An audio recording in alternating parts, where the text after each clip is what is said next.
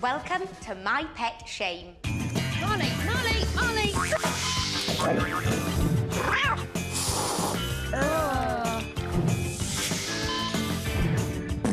Oh, Glinda! Boys!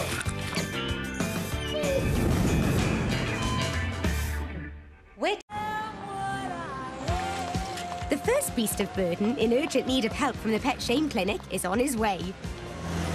Female impersonator Tristan Field fell in love with Dillon the Dalmatian as a 3-month-old puppy. But from day one, he's had a nervous disposition. I wanted a Dalmatian because it would really kind of show off my personality. But, I don't know, there's something psychologically wrong with him, I think. Dillon's scared of people, plastic bags, rubbish bags, open spaces. When he was a puppy, I got him a squeaky toy, and he squeaked it and dropped it and ran away.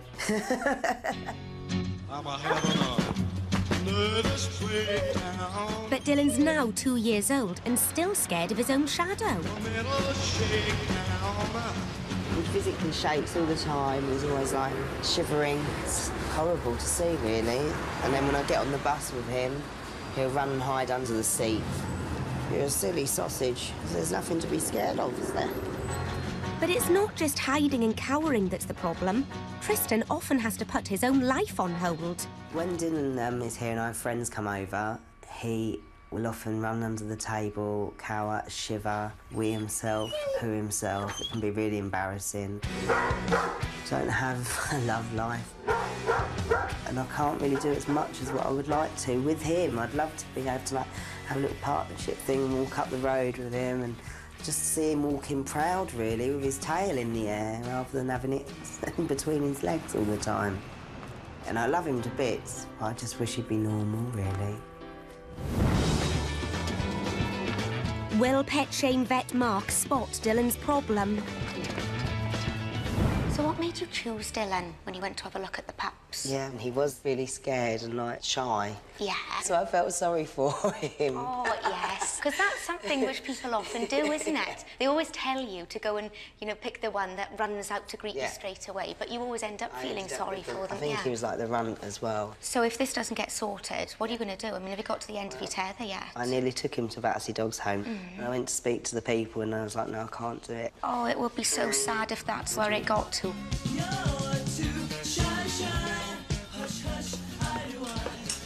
My Pet Shame vet Mark Abraham wants to unearth why Dillon's such a disturbed Dalmatian.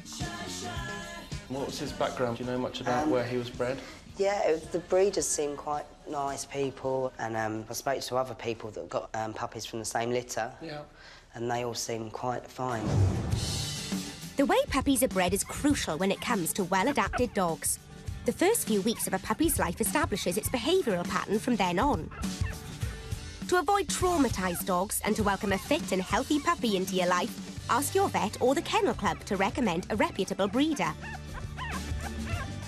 Always go to the breeder's premises to view a puppy so you can see the conditions firsthand. Avoid buying from puppy farms, as they are essentially battery farms for dogs. And don't ever buy a puppy if you can't see it interacting normally with its mother. Because Tristan was happy with his breeder, Mark thinks Dillon's problems could be psychological. Health-wise, he looks like he's in fantastic condition. He's not overweight.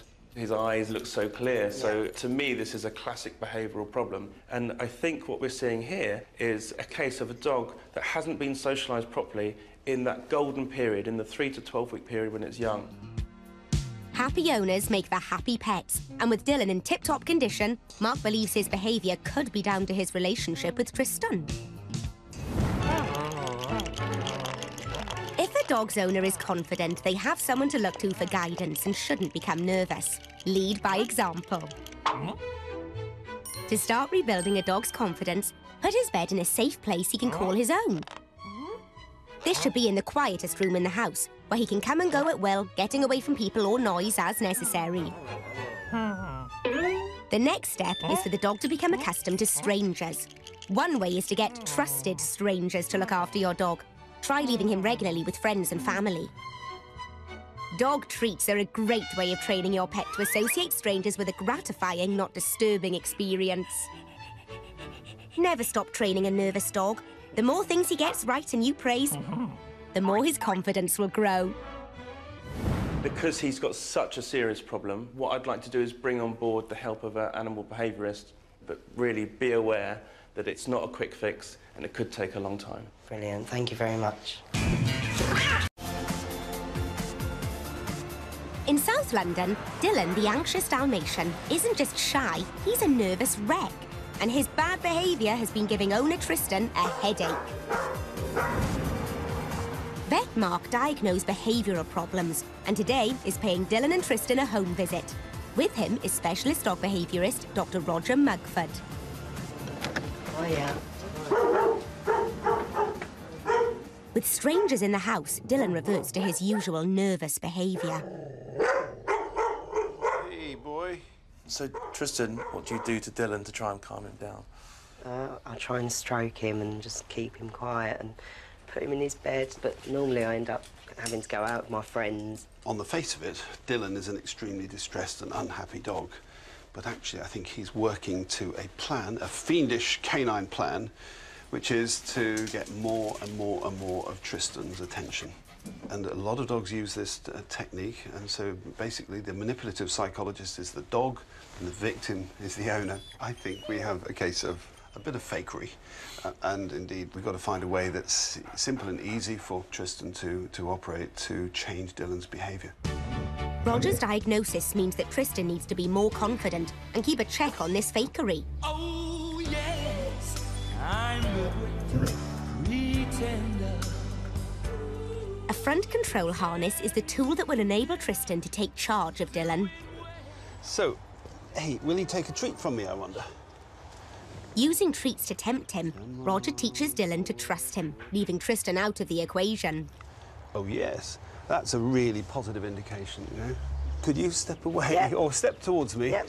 and then you remove that security blanket, Yeah. which you have become for him, because I want him to relate to Mark and to myself, strangers, as suitable subjects for trust.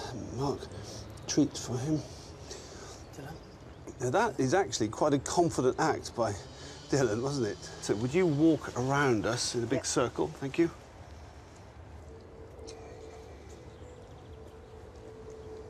Good boy, good boy.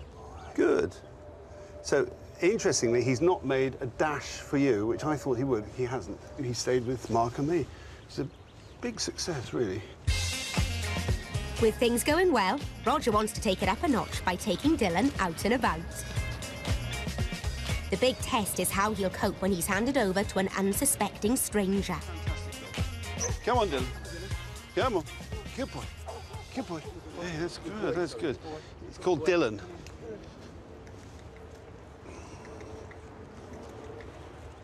You're a star. I'll give you some treats to give to, actually, him. Here's a treat. Oh, perhaps not, perhaps not. Oh, poor Dillon's losing his nerve. Oh, love him. And don't worry, don't worry. Oh, Hey, that was all a bit much for a chap. Let's walk up again, yeah? But Roger's not giving up that easily. Hey, that's good, that's good. It may look like one step forward and two back, but on the second attempt, Dillon's more relaxed. Do we expect this sort of progress? I'm very optimistic of a positive outcome for this dog, but he's on the way towards having a fully settled urban dog, which is a pleasure to have and not a nuisance to other people. There's still room for improvement, but it'd be good to see him doing it more regularly and without being, like, forced into it. It'd be nice. Dillon has a long way to go, but he's making progress. When he returns to see us at the clinic in less than 1 month's time, I wonder if his confidence will be boosted.